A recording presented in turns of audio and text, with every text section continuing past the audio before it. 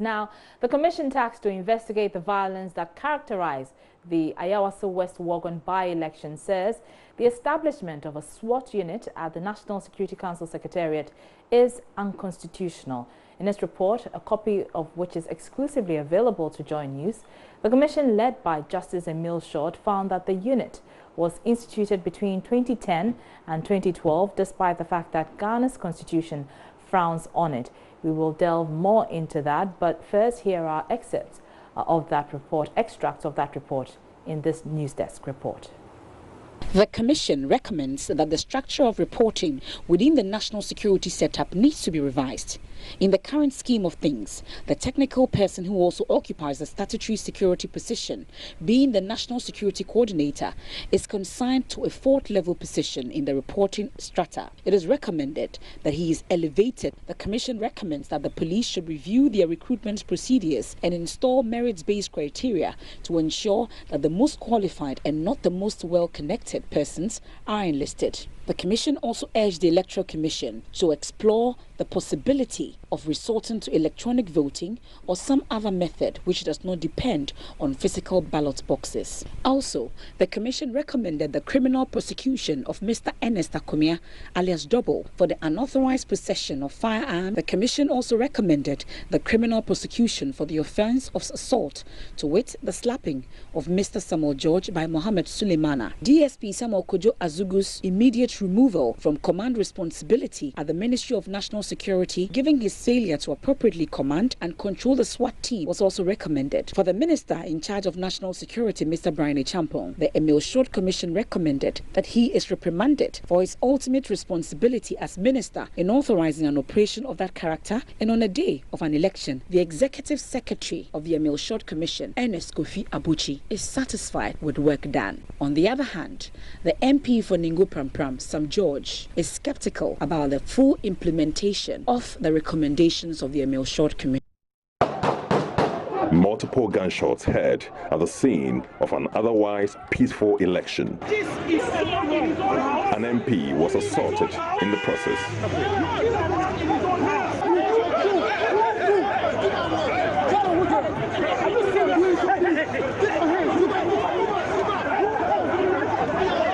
Masked gun-wielding men, believed to be part of the National Security Secretariat SWAT team, were accused of brutalizing innocent civilians. Government set up a commission to probe the matter, but contradictions and varied accounts would emerge. Later, they also said they heard gunshots coming from within the compound of the house. Our boys then gave some 6 warning shots. There were many, my lord. Many? If I'm not mistaken, they were holding them. If I'm not mistaken, it will be over 20 per what I saw. Okay. And were you able to find out the source of these empty shells, who had, fired these gunshots? The empty shells that you saw, were you able to detect? I inquired, but the information they gave me was that they were fired by the task force team that came there. I saw them point directly into the crowd, in the direction of the crowd, and fire.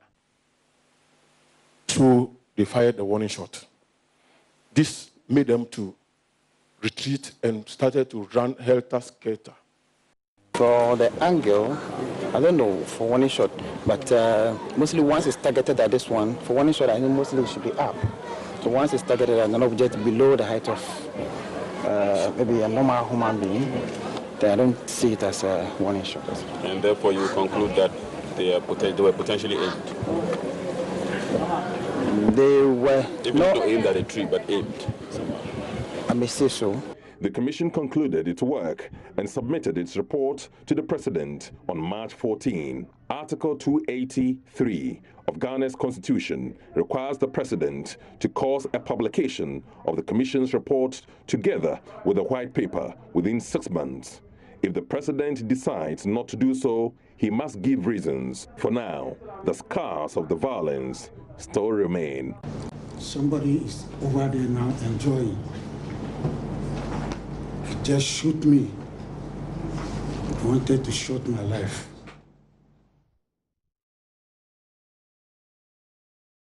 So what you watched there was a recap of the incidents leading to the establishment of the Ayawaso West Wuogon Commission of Inquiry headed by Justice Emil Short. They presented their report earlier this year to the President. Just this month, the President directed for the report to be published, a copy which we have now. But we have on the line Dr. Kwesi Enin. He's a renowned security analyst. He joins us on the line for his thoughts on the emerging details of the white paper, especially. Good morning to you, Dr. Enin. Yes, good morning. And how do you do? It's been a while. Oh, well, my enemies have tried to destroy me, but God is good. All right. In the genuine sense. It shall be well. Dr. Enin, so I'm sure you've heard the details of some of the details of the report. And one of the recommendations is that the SWAT unit be disassembled, if you like. What do you make of that? No, it should not be disassembled. It must be disbanded. Disbanded. As a matter of national security agency. Thank you very much for the correction. Because that unit is a threat to the stability of this country, and their actions a danger also to this country. I mean, when I appeared before the commission, I think my submission was very clear.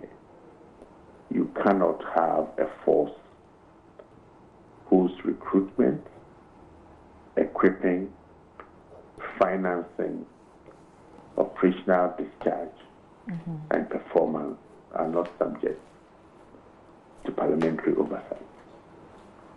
That unit's performance and behavior becomes an existential threat to this country. So, yes, I mean, their recommendations are good. Probably they could have been a little bit stronger. But disbanding the SWAT team and then retraining them prior to integration into the larger security apparatus becomes an imperative. Another recommendation made by the Commission is that the President should review and restructure the Ministry of National Security establishment with a view to ensuring clarity of responsibilities and roles as well as lines of reporting. This is long overdue, don't you think? No, I mean, I think that's a very fair thing, a very fair recommendation, because most certainly the junior minister cannot and should not have had the authority to mobilize and deploy troops in a manner that the substantive minister who appears and responds to Parliament did not know. And I think that creates a disturbing picture of a not so clear lines of authority, of hierarchy, of command and control, and who ultimately takes the political responsibility for deploying those men.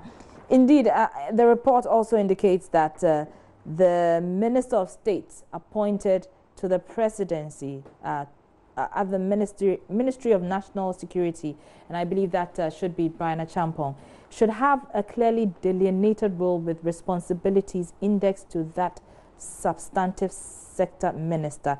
And this should establish a clear chain of command, which is what you just said right now. But in the report also, they are indicting Mr. Achampong as well and calling for his prosecution. Is this in the right direction, you think? No, I think it's important that individuals must be held responsible and accountable for their acts of commission or omission, particularly when they are occupying sensitive positions in which actions that do not follow laid down standard operating procedures can contribute first to harming lives and property, but even more disturbingly, undermining the sanctity of established procedures. You know, the security field is what drives, the economy, people's trust in government, the belief that systems are working. So those who handle that position are in a very sensitive place. And the report's recommendations, if I understand it correctly, is basically saying, look, let's try to put in place the systems if they don't exist. If they do, let's try and follow them so that in the performance of their legitimate duties, people can be held accountable. Because, you see, in a parliamentary democracy, the oversight roles that the Finance Committee, the Public Accounts Committee, that the Defense and Interior Committee plays in ensuring that we get optimal performance that is transparent and respects human rights and the rule of law by the security agencies is very important. But when you establish a SWAT team that even the Inspector General of Police and other ministers were unaware of, and how they are deployed, didn't follow established rules of procedure, then that threatens the democracy that we all so cherish. Right. And the performance and actions of that could become a potential threat to the state. Right, Doc. Let me find out your thoughts on this particular one. It's quite controversial. The bit where the Commission recommended that no masked or hooded men be used in electoral policing. The government white paper rejects that recommendation. What are your thoughts on that? No masked or hooded individuals must be used in any operation in this country. That does not have to do particularly with a specific response to a terrorist threat or attacks on a specific building or buildings in which we are aware that those who occupy those buildings have either external networks whose knowledge of the faces of the operatives attacking that building may be detrimental to the operation. The use of hooded operatives in fairly routine exercises as an election must under no circumstances be part of the operations in this country. The government is saying that it considers that recommendation to be sweeping and general and has a tendency to undermine national security operations in appropriate... That's why I'm being very specific. That when it deals with a response to a potential terrorist threat or an attack against a particular infrastructure in which we think that there are terrorists or potentially violent extremist groups occupying that property, then the operatives who undertake that operation can be hooded because of the network nature of these terrorist groups and extremist groups, because they may send pictures of those operatives outside and they may be then attacked later. But in purely domestic cases in which it's an election, some civil disobedience, or an ordinary demonstration by workers, those operatives must under no circumstances be hooded. So whilst the recommendation may be sweeping and did not disaggregate the specific types of operations, I think in going forward, we can say under what conditions can these operatives be hooded and who takes responsibility were there to be excesses in the performance of their duty. Right. Moving on to another section of the report, it recommends that, the gentleman who supposedly assaulted the Member of Parliament for Ningo Prampram, Samuel George, should be prosecuted. The government has rejected this recommendation. What do you think is the implication of this? Well, I think people go around slapping parliamentarians around. And certainly as we head towards 2020, we will see more parliamentarians or parliamentary candidates than being attacked. But I mean, these are recommendations. I mean, I think government can also reconsider what is in the white paper. But certainly, the immunity clauses are such that we must respect the sanctity of a parliamentarian, even irrespective of that individual or group of individuals' behavior. We cannot go slapping around our own members of parliament. All right. Doc, I'm so grateful for your time. I'm sure we'll come back to you again for more analysis in due time, but I'm very grateful for your time. Dr. Kwesi Enning is a very renowned security analyst with the Kofi Annan International Peacekeeping Center. Thank you very much once again for your time. But I'm joining the studio now by my colleague and my joint line editor, head of our investigative desk, Malik Daba. Malik, always good to see you. But yes. So the report has been published, the white paper has been released. Interesting details emerging from there. Let's start from the structures, what the Commission suggested or recommended, and how government is responding to that. So you're absolutely right. You went through some of the structure. Some of the structural adjustments that the Commission suggested in its report, which was issued, which was gazetted according to Information Minister Kojo Nkrumah this week, and which we were privileged to get a copy from sources we are not naming. But you went through some of the recommendations, which some of which were rejected, some of which were accepted with Dr. Kwesi Enning. I think the core ones are those relating to the use of the masked men. The Commission states on page 57 of its report about the Commission recommending that no mask or hooded men should be used for civilian policing, especially in electoral policing or the execution of intelligence contingent on or connected with any ongoing elections in Ghana. Now, when the Commission responded, the white paper responded to that and says, well, it thinks that this recommendation itself was founded on a sweeping generalization, and that these men are not used for electoral purposes. That, in fact, on this particular day at the Labaoleshi polling station, these men were not there as part of the election security for the day. And therefore, there was no basis for the Commission to make this recommendation that it has made. And of course, you made reference to the recommendations about what will happen to even police recruiting. Again, the Commission pointed out that the recruitment of police should be done in a manner which is not political and which will not influence the caliber of persons that get into the police service. The government responds in its white paper saying that, look, if you look at the Security and Intelligence Act, if you look at the Constitution and all of these police officers are not recruited on the basis of any partisanship, and that there is no basis at all for the Commission to be talking about recruitment, and that these teams are not politically aligned, that when they are being recruited, their party colors are not considered when recruitments are being made into the police service. So basically, those are some of the recommendations. I think the key other ones, starting with the one you raised about NS Suleimana Mohammed.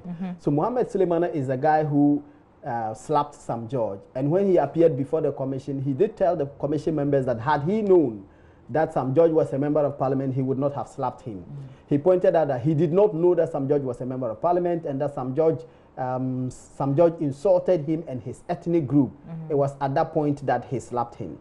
Now, when the government issued its white paper, it says that it will not accept, in fact, it rejects a recommendation by the Commission that Mohammed Suleimana should be prosecuted for that assault. And the basis of government's rejection is that the Commission itself accepts the narrative by the gentleman that he was insulted, and that on the basis of that, the gentleman assaulted the MP because the MP provoked him, and that there was a defense of provocation available to this gentleman, Mohammed Suleimana, and therefore any attempt to prosecute him will not yield any results. Of course, there are those who argue that if you look at the Criminal and Other Offences Act 29, the defense of provocation is only available when the person using it is claiming extreme provocation, not just provocation, but extreme provocation. That's what Section 55 of Act 29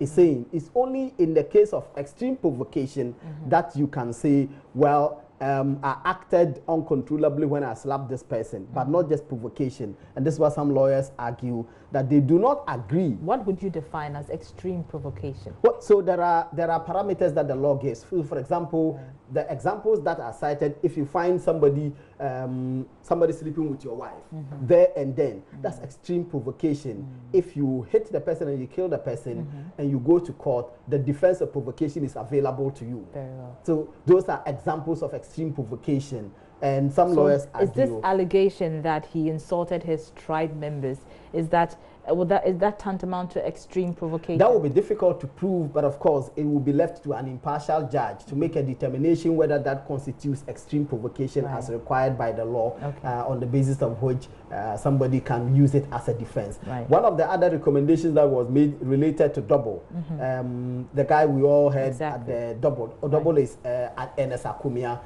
The commission recommended that he should be prosecuted because he was found to be holding guns or rifles that he was not entitled to hold for illegal possession or unlawful possession of these rifles. For the benefit of those who know, who would not know, can you just take us back to how he was able to acquire those firearms? I do believe that it was from one of the drivers. Yes, he took it from one of the people who were part of all of this milieu there. And the commission says, no, this guy has no right to possess this weapon. He should be prosecuted. In respect of that recommendation, the government white paper says that has been referred to the Criminal Investigations Department of the Ghana Police Service for further investigation and for action thereof. So basically, these are some of the key recommendations, key responses by government to the recommendations, the 61-page recommendations of the Justice Short Commission report, which we got yesterday and which we have been serializing. But it should come as a surprise to you and to many governance persons and those following this matter keenly. The government finds that the findings of the report fail to address the first and most critical of the terms of reference of the Commission, which is that they should make, quote, a full, faithful, impartial inquiry into the circumstances of and establish the facts leading to the events and associated violence that marred the Ayawaso West Wogan by-election. So in it is stating, the government's position is this, that the failure to do so, the failure by the Commission to do so, disables government from accepting in whole the findings of the Commission. Is this to suggest, Malik, that the Commission didn't do a good job? It's a difficult one because, and this morning we read that part of the government's white paper, using that as a basis why it cannot wholly accept some of the recommendations. But when you read the report, if you go to page 11 of the report, under the banner, under the headline, Facts of the Events of 31st January, the report deals clearly with the actions of all the people, because the report itself said it had 33 witnesses over a month period. It listened to all of that, took the testimonies. All of those facts have been laid clearly in this report. So the report says that on the 31st January 2019, the Electoral Commission conducted a by-election in Ayawaso West Wogan constituency following the death of the Member of Parliament for the said constituency, Mr. Emmanuel Chirimate Jaku. Whilst the election proceeded normally in the generality of the polling stations comprising the constituency, the conduct of the elections in the Labaoleshi Presbyterian Basic School Cluster of schools, polling station, hereafter called Labaoleshi School Polling Station, was nearly marred by serious violence involving the use of firearms which occurred around the residence of the parliamentary candidate of the National Democratic Congress. Now it goes on to give you a summary of the findings and recommendations of the Commission. And all of these findings details what happened, who played what role, what they did on the day, the deployment of this 60-member SWAT team from national security, the role that they played, the basis upon which they went there. All of that is clearly spelled out in the report. So it's really difficult to understand what expectations government had when it says that look, the first of the terms of reference was not satisfied, and that the circumstances of what transpired were not. Because if you read the report, everything is being stated. Exactly. Why the things that happened, right. how they happened. All of that has been built on the basis of the testimonies that were given by the witnesses that appeared before the commission. So maybe government will explain later on what it means by the statement that is made, which form the basis upon which it says it cannot wholly accept all of the recommendations. But of course, in our history, we know that the government white paper don't usually accept all the recommendations of commissions of inquiry anyway. It's never happened. I mean, usually they will accept some and reject some. This is quite interesting. It begs the question, as you said, what expectations they had of the commissions. Absolutely. But thank you very much. Malik Dabas is my colleague here at JoyNews and head of our investigative desk. For it. Malik, thank you very much. Let's stay on this a while longer because Raymond Akwa has been speaking to private legal practitioner John Indebugre on this matter. He's demanding the removal and prosecution of Minister of State in charge of national security, Brian Achampong, insisting the recommendation that the Milshort Commission for his reprimand is not punitive enough. I don't know whether he cannot even be prosecuted.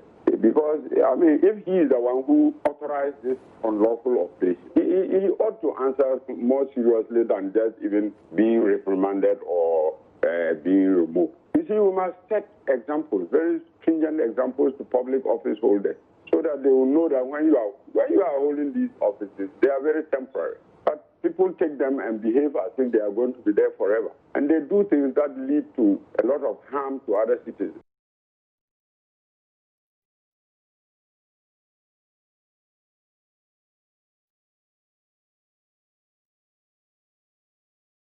You're still watching Joy News Desk with me, Arba Kumsi. We're taking a breather, but there's more after this.